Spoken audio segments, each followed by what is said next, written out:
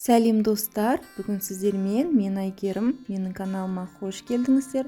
Бүгін сіздерге осындай өте оңай бір жасағаннан шығатын дәмді сметанник пирогтың рецептісімен бөліскім келіп отыр.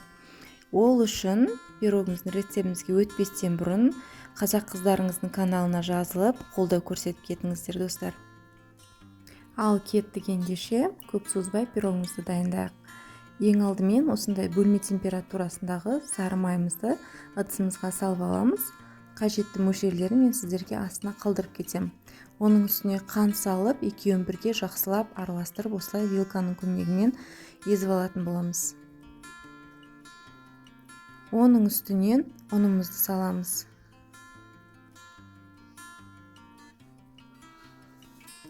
Оның үстіне разрыхитель саламыз. Мен осындай разрыхитель түрін пайдаланам, басқа түрін пайдаланып көрмеппін.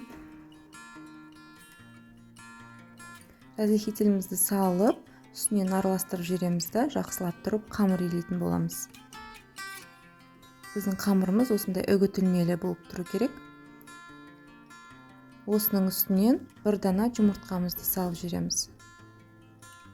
Жұмыртқамызды салып, тағы да қолмен жақсылап тұрып қамырымызды илейтін боламыз. Мінекей осындай жұп-жұмсақ, қолға жабыспайтын қамыр дайын болу керек. Бұл дайын қамырымызды целлофанымызға салып, тоңазытқышқа 30 минутқа қойып қоямыз. Ал енді салмасын дайындайтын боламыз. Салмасына мен осындай 20% сметана қолданам. Оның үстінен қант саламыз.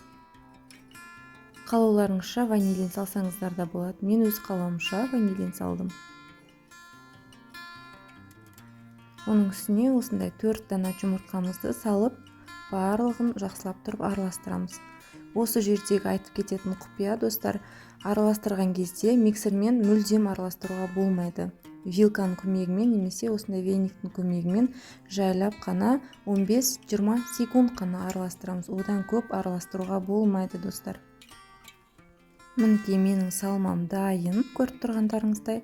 Ендігі кезек біздің қамырымызды формаға салып, қалпына келтіруіміз керек. Мінекей формамызға өз қалауларыңызша осылай жайып шықсаңыздар болады. Менде диаметрі мына жерде 26 см. Қызып тұрған пеште 180 градуста 35 немесе 45 минутта пісіріп аламыз.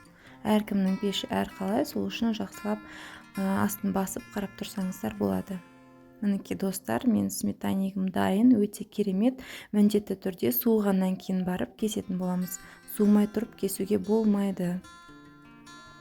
Дәл осы рецептпен мен айтқан құпияларды сақтап жасасаңыздар, міндетті түрде бір жасағаннан сметанниктеріңіз осындай керемет болып шығатын болады достар.